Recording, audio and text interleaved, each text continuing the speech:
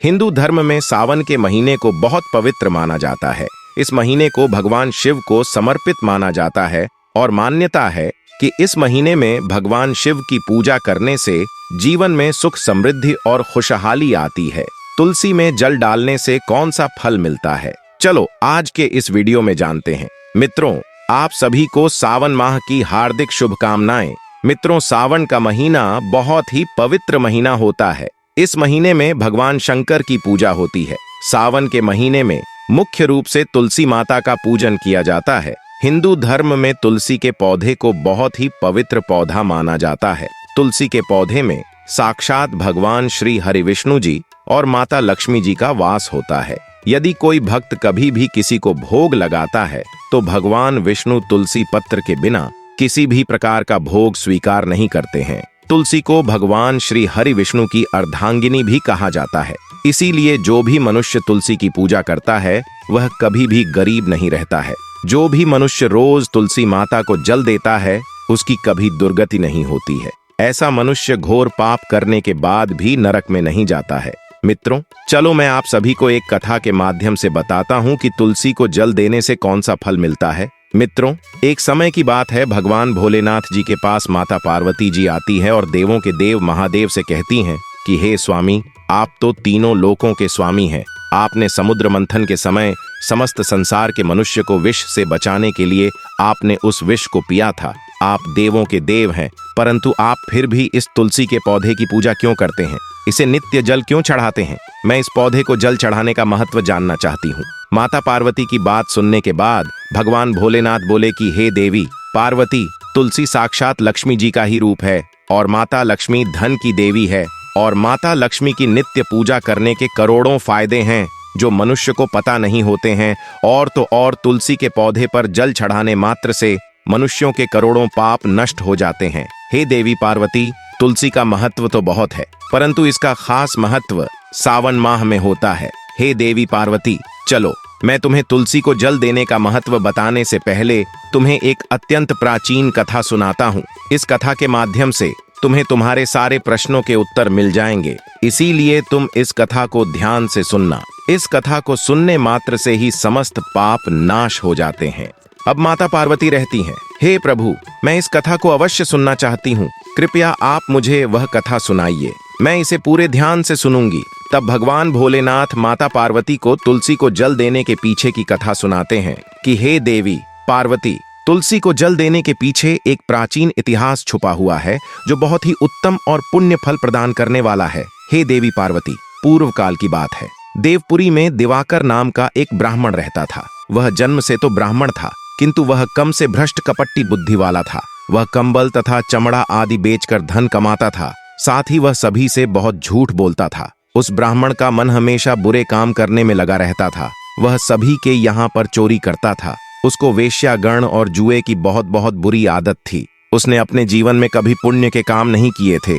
वह सिर्फ कहने का ब्राह्मण था। उसने कभी भी शास्त्रों का अध्ययन नहीं किया, कभी पूजा पाठ भी नहीं किया। सदैव अपना मन दूसरों के धन को पाने के लिए लगाए रखता था। दूसरों की स्त्रियों को देखते ही उसकी लार टपकती थी। वह दिन में जो भी धन कमाता था वह उसे धन को रात्रि में वेश्याओं के साथ रात बिता के उनके साथ गमन में खत्म कर देता था। इस प्रकार से वह अत्यंत पापी दिवाकर ब्राह्मण अपना जीवन केवल पाप के कार्यों को करने में अपना जीवन व्यतीत करता था। वह इतना कपटी ब्राह्मण था कि उसने अपने मुख से कभी भगवान श्री हरि विष्णु का नाम भी नहीं लिया था और न कभी देवी देवताओं का पूजन किया था। मित्रों, अब भगवान भोलेनाथ कहते हैं कि हे देवी पार्वती, इस प्रकार से पाप करते हुए उसे दिवाकर ब्राह्मण को अनेक वर्ष बीत जाते हैं। फिर एक दिन दिवाकर ब्राह्मण ने खरीदी और बिक्री करने के लिए अरुणाचल नगरी पहुंच जाता है। अब उस नगर के पास से नर्मदा नदी बहती थी। वह नदी बहुत ही पावन थी, इसलिए उस नदी में स्नान करने के लिए दूर दूर से बहुत से लोग आया करते थे। जब वह दिवाकर ब्राह्मण वहां पहुंचा तो उसने देखा कि आज भी वहां पर कई सारे ब्राह्मण आए हुए हैं और भी बहुत से लोग वहां पर है। वह ब्राह्मण इस नदी के किनारे एक आश्रम में ठहरता है तो वह वहां देखता है कि उस आश्रम में तो अनेक विद्वान ब्राह्मण हैं जो पुराणों का पठन तथा भगवान विष्णु की स्तुति करने में मग्न है। अब वह पाखंडी ब्राह्मण दिवाकर भी ढोंग करता हुआ वहीं पर उनके साथ रुक जाता है और उन विद्वान ब्राह्मणों के साथ जब वह रुकता है तो उसे भी भगवान श्री हरि विष्णु का नाम सुनने का उसे अवसर मिल जाता है। क्योंकि उस ब्राह्मण को बिक्री करनी थी तो वह वहीं पर कुछ दिन रुक जाता है। अब वह वहां पर जब रुकता है तो वहां पर आए लोगों ने गायों का पूजन करके ब्राह्मणों को भोजन कराया तो उसे पापी ब्राह्मण ने भी उन सभी के साथ बैठकर भोजन किया और भगवान का प्रसाद भी ग्रहण किया। अब वहीं पर उस आश्रम में एक तुलसी का पौधा था। सबको देखकर वह पाखंडी ब्राह्मण भी जाने अनजाने में ही उस तुलसी के पौधे में जल डालने जाने लगा था। वह श्रद्धा भाव से नहीं जाता था। उसके मन में कोई विचार नहीं था कि वह क्या कर रहा है। वह रोज सुबह उठकर एक पात्र में पानी लेकर तुलसी के पौधे में डालता था। उसे ऐसा करते करते लगभग 1 माह बीत चुका था। अब उस पाखंडी ब्राह्मण ने जो भी कार्य किए थे वह सावन में किए गए थे। क्योंकि वह ब्राह्मण तो पाखंडी था तो उसे कुछ पता नहीं था कि सावन का महीना चल रहा है। मित्रों, अब भगवान भोलेनाथ कहते हैं, हे देवी, एक दिन की बात है जब वह ब्रह्म आश्रम में सोया हुआ था तब उस स्थान पर एक सर्प आ गया और जब वह ब्राह्मण सो रहा था तो उस सर्प ने उसे नींद में ही काट लिया। उसे पापी ब्राह्मण की नींद में ही मृत्यु हो गई। सुबह जब अन्य ब्राह्मणों ने उसे बेहोश अवस्था में देखा तो उन्होंने उसके मुख में तुलसी पत्र और तुलसी का जल डाल दिया, परंतु उसको होश नहीं आया। फिर सभी ब्राह्मणों को पता चला कि उसकी मृत्यु हो गई है। उस पापी ब्राह्मण की मृत्यु के बाद उसकी आत्मा को लेने के लिए उस स्थान पर यम के दूत प्रकट हुए और उसे पढ़कर यमलोक ले जाने लगे। जब वह यह के दूत रास्ते में उस ब्राह्मण को ले जा रहे थे तब वह पापी ब्राह्मण विलाप करने लगा और यमदूतों से कहने लगा, हे यमदूतों, मुझे आप कहाँ ले जा रहे हो? मेरी मृत्यु किस कारण से हुई है? मैंने कौन सा पाप किया है? तब यमदूतों ने कहा, अरे पापी दुष्ट ब्राह्मण, तूने जन्म से लेकर मृत्यु तक बहुत पाप किए हैं। तेरे पापों के कारण ही जब तू सो रहा था तभी एक काले सर्प ने तुझे काट लिया और तेरी मृत्यु हो गई। अब हम तुझे यमलोक लेकर जा रहे हैं। वहां पर यमराज तेरे पाप कर्मों का लेखा जोखा देखेंगे और निश्चित ही तुझे वे नरक में डालेंगे। उन यमदूतों की बात सुनकर वह ब्राह्मण जोर जोर से विलाप करने लगा और उन यमदूतों से क्षमा याचना करने लगा, किंतु यम के दूतों को उसे पर जरा सी भी दया नहीं आई, क्योंकि वह मृत्यु के देवता की आज्ञा का पालन कर रहे थे और वे उसे पीटते हुए यमलोक लेकर गए। जब यह के दूत उस ब्राह्मण को लेकर यमराज के सामने पहुंच गए तो यमराज के पास बैठे हुए चित्रगुप्त ने उस ब्राह्मण के जन्म से लेकर मृत्यु तक के कर्मों का लेखा जोखा निकाला और यमराज से कहने लगे, है महाराज, इस ब्राह्मण ने तो बचपन से लेकर मृत्यु तक पाप ही पाप किए हैं। इसने कोई पुण्य का काम ही नहीं किया है। यह तो महापापी है। तब यमराज बोले कि अरे, इसे तुरंत ही मेरी नजरों से दूर कर दिया जाए और कुंभी पाप नरक में डाल दिया जाए। अब यमराज जी उसे दूत से कहते हैं, हे दूत, जीवन भर पाप करने वाले इस दुष्ट ब्राह्मण को उठाकर ले जाओ और इसे कुंभी पाक नरक में डाल दो। यमराज के आदेशों का पालन करते हुए उस पापी ब्राह्मण को लेकर चले गए और उसे बड़े बड़े मुदगर से पीटने लगे, जिससे उसे ब्राह्मण का मस्तक टूट गया और वह उसे कुंभ भी पाक नामक नरक में ले गए। उसे भयंकर नरक में खोलते हुए तेल के बड़े बड़े गड्ढे डीहे थे, जिसके नीचे भयंकर अग्नि धधक रही थी। यमराज के आदेशों का पालन करते हुए उन यमराज के दूत ने उस ब्राह्मण को उसे खोलते हुए तेल के घड़े में डाल दिया। मित्रों, अब भगवान भोलेनाथ कहते हैं कि हे देवी पार्वती, लेकिन जैसे ही वह ब्राह्मण उस खोलते हुए तेल के घड़े में गिरा, वह तेल तुरंत ही एकदम से ठंडा पड़ गया। इस विचित्र घटना को देखकर उस यम के दूत को बड़ा आश्चर्य हुआ। उसने सोचा कि अरे, ऐसा पहले कभी नहीं हुआ। आज इस ब्राह्मण को इसमें डालने पर यह ठंडा कैसे हो गया? उसने कितने ही पापियों को उस तेल के घड़े में डाला था। वे सभी उसे खोलते तेल में गिरकर छटपटाना लगते थे, लेकिन जैसे ही वह ब्राह्मण उसे तेल में गिरा, तब वह तेल अचानक से शांत और शीतल हो गया। इस आश्चर्यजनक घटना को देखते ही वह यमदूत तीव्र गति से दौड़ता हुआ सीधा यमराज जी के पास जा पहुंचे। तब उस दूत को इतना घबराया हुआ देखकर यमराज ने पूछा, है दूत, क्या बात है? आखिर तुम इतनी तीव्र गति से दौड़ते हुए क्यों आ रहे हो?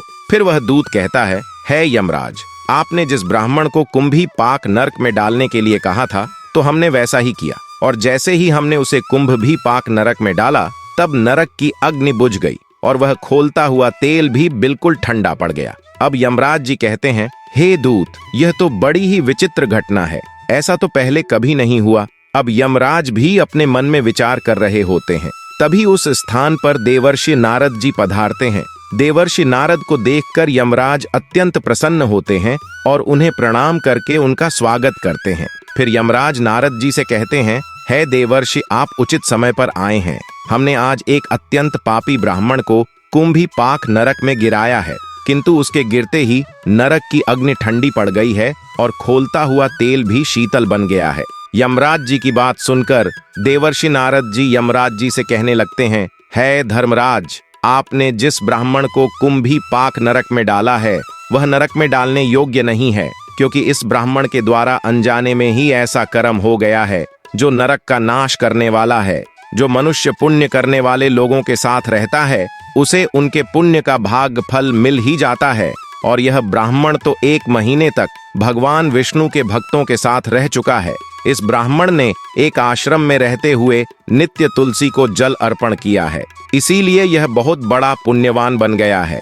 इसके समस्त पाप नष्ट हो गए हैं। यह ब्राह्मण अब स्वर्ग लोक जाने का अधिकारी बन गया है। इस ब्राह्मण ने अनजाने में ही इतना पुण्य कमाया है जो जन्म जन्मांतर में मनुष्य को प्राप्त नहीं होता है। इसीलिए आप इस नरक में ना पकाओ। इस ब्राह्मण के पापों के लिए इसे केवल इतना दंड दो, इस नरक लोक का दर्शन कराओ। मित्रों, अब भगवान भोलेनाथ कहते हैं कि हे देवी पार्वती, अब देवर्षि नारद जी की बात सुनकर यमराज अत्यंत प्रसन्न होते हैं और उस ब्राह्मण को कुंभी पाक नरक से निकाल कर लाते हैं और अपने दूतों से कहते हैं, हे दूत, इस ब्राह्मण महात्मा को ले जाओ और संपूर्ण नरकों का दर्शन कराओ। अब यमराज की बात को सुनकर दूत उस ब्राह्मण को ले जाते हैं और संपूर्ण नरकों का दर्शन कराते हैं और फिर से यमलोक में ले जाते हैं और फिर वह ब्राह्मण एक यक्ष बन जाता है। अब भगवान भोलेनाथ कहते हैं कि हे देवी पार्वती, जैसे मुझे कैलाश पर्वत प्रिय है, वैसे ही जो मनुष्य नित्य तुलसी की पूजा करता है, तुलसी को जल देता है, वह मुझे सबसे अधिक प्रिय है। उस मनुष्य की कभी दुर्गति नहीं होती है, वह कभी नरक में नहीं जाता है। जिन घरों में तुलसी का पौधा सदैव ही हरा भरा रहता है, उस घर में सुख शांति और समृद्धि बनी रहती है। हे देवी, साथ ही भगवान विष्णु की पूजा में और उन्हें चढ़ाए जाने वाले भोग में तुलसी के पत्र आवश्यक होने चाहिए, क्योंकि तुलसी पत्र के बिना भगवान विष्णु किसी भी प्रकार का भोग स्वीकार नहीं करते हैं। इसीलिए प्रत्येक घर में तुलसी का पौधा अवश्य होना चाहिए। अगर आपके घर में तुलसी है तो सुख शांति और समृद्धि के लिए तुलसी को चुनरी अवश्य चढ़ाने चाहिए। हमेशा ध्यान रहे कि तुलसी का पौधा चुनरी के बिना अधूरा होता है। तुलसी केवल एक पौधा नहीं है, बल्कि वह देवी है। वह त्रिलोक के स्वामी भगवान विष्णु पत्नी है, इसीलिए तुलसी को चुनरी अवश्य ही चढ़ाना चाहिए। इससे पति पत्नी में प्रेम और विश्वास बढ़ता है। घर में रहने वाली महिलाएं सदा सुहागन और सौभाग्यशाली रहती हैं। तुलसी का विवाह भी अवश्य करना चाहिए। इससे मनुष्य के सभी दुखों का अंत होता है और सांसारिक जीवन सुखमय बीतता है। तुलसी के पौधे के पास अपने मुख से कभी भी कोई अपशब्द नहीं बोलना चाहिए। तुलसी के पास भूल से भी जूते, चप्पल अथवा झाड़ू पोंछा नहीं रखना चाहिए। ऐसे किए जाने वाले कार्यों को शास्त्रों में पाप माना गया है। जहां पर तुलसी का पौधा होता है तो उस स्थान के आसपास आपको भूलकर भी थूकना नहीं चाहिए। तुलसी के पास जल से भरा हुआ पत्र भी नहीं रखना चाहिए। तुलसी के पौधे के पास दीपक जलाने के बाद दीपक को वहां से हटा देना चाहिए, क्योंकि तुलसी के नीचे बुझा हुआ दीपक रखना अशुभ माना जाता है। जिस स्थान पर भी तुलसी का पौधा होता है उस स्थान को हमेशा ही स्वच्छ रखना चाहिए। इसीलिए नियमित रूप से तुलसी के पौधे के पास साफ सफाई का ध्यान रखें। तुलसी के पौधे में शिवलिंग और गणेश जी की प्रतिमा नहीं रखनी चाहिए। साथ ही तुलसी के गमले में अन्य किसी भी प्रकार का पौधा भी लगाना, इसे भी अशुभ माना जाता है। तुलसी के पौधे के पास कपड़े भी नहीं सूखने चाहिए, अन्यथा कपड़ों से गंदा पानी तुलसी के पौधे पर गिर सकता है। ध्यान रहे, तुलसी के पौधे को नाखून से नहीं तोड़ना चाहिए, इससे तुलसी का अपमान होता है। यदि तुलसी के पत्ते सूख कर गिर जाते हैं तो उन्हें कचरे में नहीं फेंकना चाहिए। उन पत्तों को आप तुलसी की मिट्टी में ही दबा देना चाहिए और रविवार के दिन तुलसी के पत्ते नहीं तोड़ने चाहिए और ना ही रविवार को तुलसी को जल चढ़ाना चाहिए। बाकी अन्य दिन नित्य बिना चुके तुलसी को सुबह जल देना चाहिए और शाम के समय एक दीपक जलाना चाहिए। अक्सर महिलाएं स्नान के बाद अपने बाल खुले रखकर ही तुलसी को जल देती हैं। ऐसा करना भी पाप माना जाता है।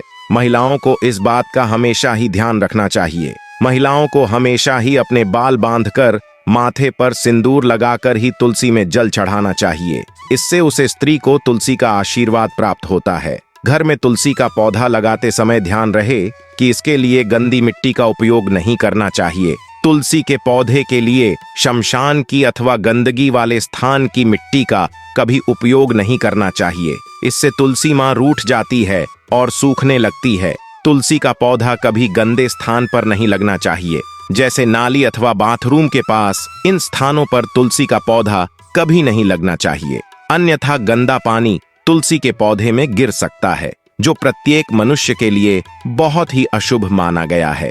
घर में तुलसी का पौधा कभी सूखना नहीं चाहिए। शास्त्रों में ऐसी मान्यता है कि तुलसी के पौधे के सूखने से अकाल ही मृत्यु की सूचना प्राप्ति होती है। घर में तुलसी का पौधा सूख जाए तो घर की सुख समृद्धि खत्म हो जाती है। सूखी हुई तुलसी में मां लक्ष्मी का वास नहीं होता है। शास्त्रों के अनुसार मासिक धर्म के दौरान महिलाओं को तुलसी के पौधे में पानी नहीं डालना चाहिए और तुलसी को स्पर्श भी नहीं करना चाहिए। यह उन महिलाओं के लिए वर्जित है। तुलसी को बिना स्नान किए जल नहीं देना चाहिए और पैरों में चप्पल आदि पहनकर भी तुलसी को जल नहीं देना चाहिए। तुलसी को जल देते समय ध्यान रहे कि वह जल आपके पैरों पर न पड़े, इससे तुलसी माता का अपमान होता है। मित्रों, अब भगवान भोलेनाथ कहते हैं कि हे देवी पार्वती, तुलसी पर कभी झूठा पानी नहीं डालना चाहिए।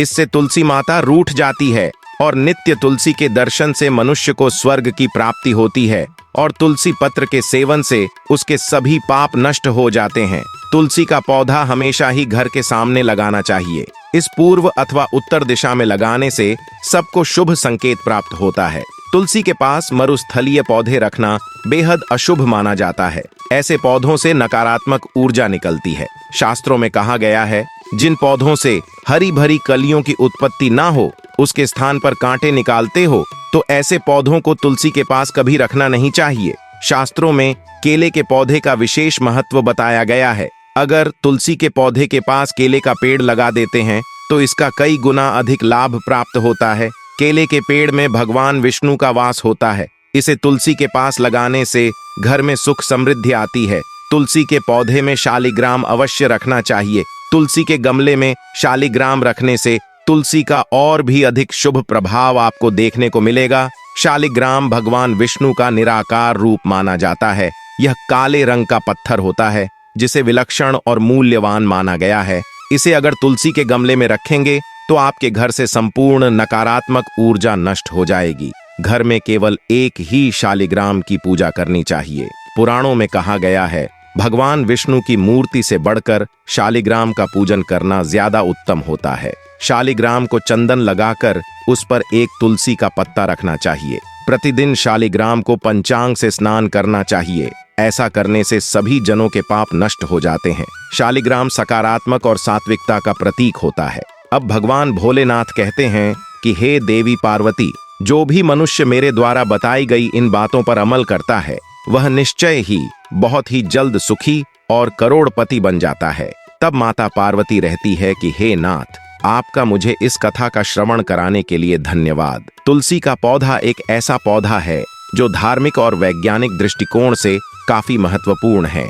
इसे पवित्र और लाभकारी बताया गया है। हिंदू धर्म में तुलसी को मां का दर्जा देकर उसकी सुबह शाम पूजा की जाती है। घरों में जितने भी छोटे बड़े धार्मिक आयोजन होते हैं उस दौरान तुलसी के पौधे की विशेष रूप से पूजा की जाती है। यह पौधा बड़ी ही आसानी से घरों में फल जाता है। इसके लिए कोई विशेष प्रयत्न नहीं करने पड़ते हैं। बहुगुणकारी तुलसी औषधीय गुणों से परिपूर्ण है। इसका न सिर्फ धार्मिक बल्कि वैज्ञानिक महत्व भी है। हिंदू पुराणों में तुलसी का काफी महत्व बताया गया है। पद्म पुराण, ब्रह्मवैवर्त, स्कंद पुराण, भविष्य पुराण और गरुड़ पुराण में तुलसी के पौधे की कई विशेषताएं बताई गई हैं। मान्यता है कि भगवान विष्णु और भगवान कृष्ण की पूजा तुलसी के बिना अधूरी मानी जाती है। कहा जाता है कि तुलसी दल का भोग हनुमान जी को लगाया जाता है। हनुमान जी को तुलसी अति प्रिय है। ऐसा भी कहा जाता है कि तुलसी का पौधा घर के आंगन में लगाने से पिछले जन्म के सारे पाप नष्ट हो जाते हैं। मृत्यु के समय तुलसी को गंगा जल के साथ देने से मृतक की आत्मा को शांति मिलती है। तुलसी के पौधे के आसपास सकारात्मक ऊर्जा होती है। तुलसी में एंटीबायोटिक, एंटी फंगल और एंटीबैक्टीरियल गुण पाए जाते हैं, जो शरीर को संक्रमण से लड़ने में मदद करते हैं। तुलसी के पत्ते नियमित रूप से खाने से शरीर में ऊर्जा का प्रवाह नियंत्रित होता है। तो दोस्तों, इस प्रकार से भगवान भोलेनाथ ने देवी पार्वती को तुलसी के पौधे को जल देने का महत्व बताया है और घर में तुलसी का पौधा लगाने के नियम बताए हैं। मित्रों, जो भी मनुष्य भगवान भोलेनाथ के द्वारा बताई गई इन बातों पर चलता है तो अवश्य ही उसे पुण्य की प्राप्ति होती है और कल भी उसका कुछ नहीं बिगाड़ सकता है। मित्रों, आपको हमारे द्वारा सुनाई गई कथा कैसी लगी, हमें कमेंट करके अवश्य बताना। साथ ही मित्रों, आप सभी से विनम्र निवेदन है कि आप सभी लोग इस चैनल को भी अवश्य सब्सक्राइब कर लेना ऐसे ही वीडियो देखने के लिए। मित्रों, आप सभी का वीडियो को यहाँ तक देखने के लिए दिल से धन्यवाद।